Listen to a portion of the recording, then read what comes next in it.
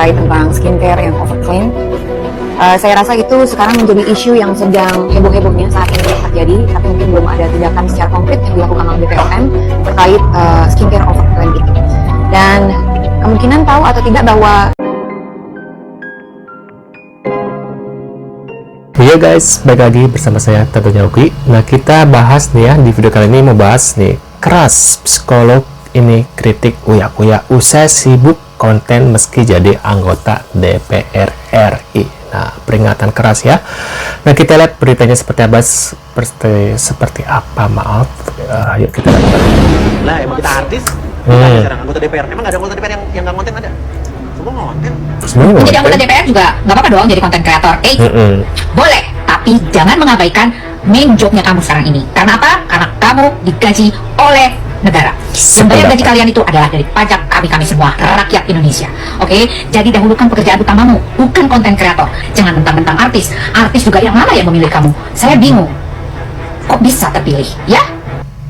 Intinya doa lagi nih, semua doa Allah itu maha baik, Allah itu paling terbaik, maha dari segala maha yang bisa memberikan takdir terbaik untuk aku. Oke? Kami Nah, ini ada lagi nih, suka bener, jarang ada yang salah. karena itu dibayar katanya. Aku juga mau kalau dibayar review yang bagus-bagus. Ubur-ubur ikan lele, canda le. Kenapa? Loh, kau gak terima? Faktanya memang kayak gitu.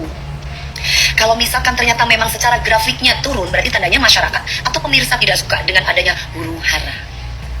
Ini di mana? Kan kita punya ekspektasi yang tinggi dong ketika kita ingin mendatangkan doktif ketika itu di pagi-pagi ambiar.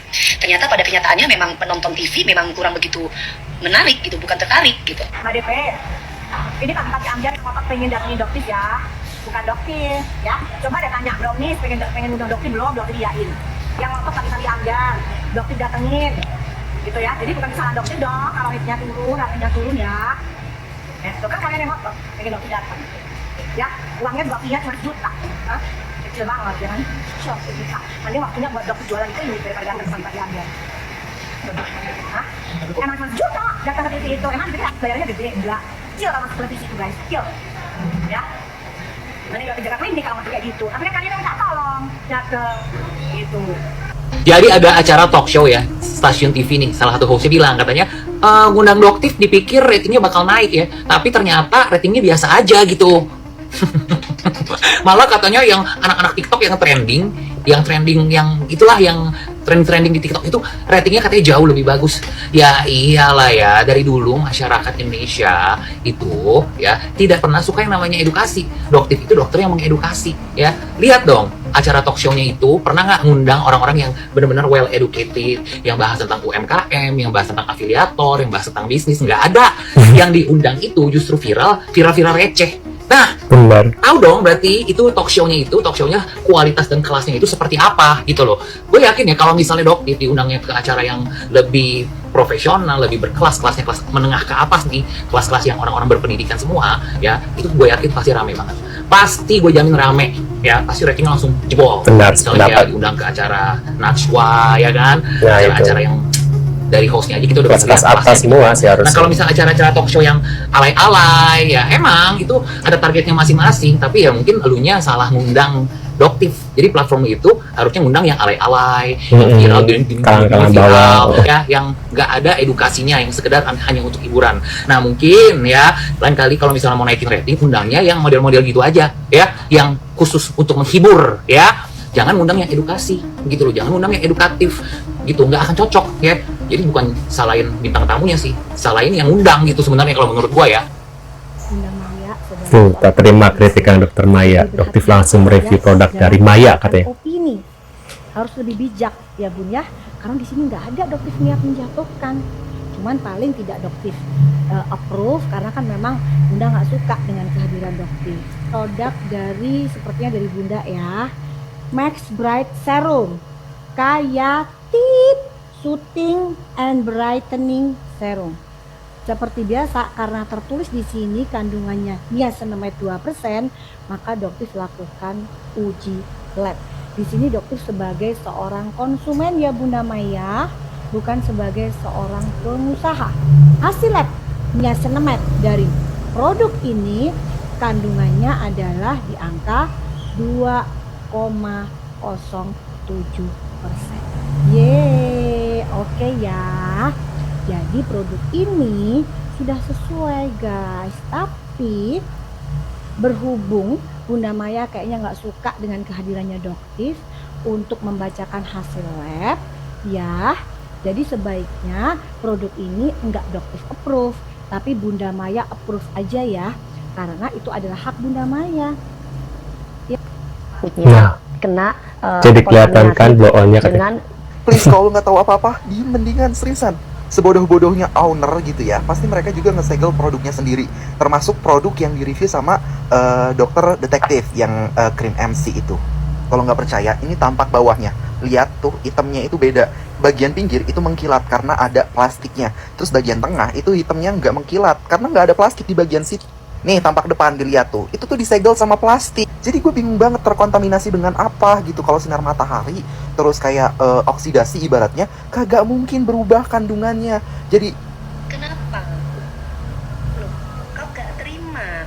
Faktanya memang kayak Faktanya ya kau bento, faktanya kau memihak ke SS, udah titik, koma, amin, udah titik, nggak banyak oce lagi. Bahas soal rating itu bukan urusannya bintang tamu. Kamu yang undang bintang tamu, terus ratingmu anjlok. Jangan kau salahkan bintang tamu, jangan kau bawa huru hara. Doktif itu dia ngasih tahu kenyataannya. Kau juga yang mengundang. Kenapa kau yang menyalahkan dia? Bukan baru pakai kamu bawa-bawa lagi orang berarti nggak suka huru hara. Enggak begitu faktanya. Bento, kau memang ratingnya udah kau bento, udah titik komamin. Lah emang kita artis. Asik, kita artis katanya guys. Kita DPR tapi kita artis. Gue tanya sekarang, anggota DPR, emang nggak ada anggota DPR yang nggak ngonten ada? Semua ngonten, artis ngonten, netizen juga ngonten. Ini orang lawak, malah narsis. Lu tuh narsis banget sih. Emang lu tuh seartis apa sih? Malu samain, malu rendahkan derajat lu sama netizen. Lu bilang netizen juga ngonten. Ya netizen ngonten, dia nggak digaji sama rakyat. Lu digaji sama rakyat, tugas lo itu mendengarkan aspirasi rakyat lagi. Aspirasi rakyat, bukan konten lagi. Lo bilang artis juga konten. Lu jangan lu gabung-gabung gitu. Kalau lo masih mau konten, kalau lo masih jadi artis, mundur dari anggota DPR. Rugi gue nggak gaji lo kalau lo cuma bikin doang kerjaan lo. Ya karena pertama kerjaan lo cuma konten ya. Artis apa sih lo? Emang artis konten, artis gimmick, tuh nggak bikin gimmick, bukan nggak bikin ngeprank, hipnoterapi bohongan, hipnoterapi abal-abal tuh lo tuh, tukang sulap, masih mending Pak Tarno daripada lo, nggak jelas lo ini ya. Tuh lihat. Mbak DP sekarang lu blunder Tuh banget. sih kau yang gergaji Tanpa lu blundernya di sadari, Indonesia. lu udah ngerusak citra TV tempat lu bekerja. Jadi lu dengan sengaja ngebuka program yang mana lu menjadi hostnya itu lebih mengutamakan rating aja sebagai indikator utama kesuksesan program lu. Secara nggak langsung juga lu membeberkan bahwa stasiun TV utamanya TV show yang kalian hostin itu tidak mementingkan dampak positif dari program kalian kepada masyarakat. Karena kalian hanya fokus kepada rating.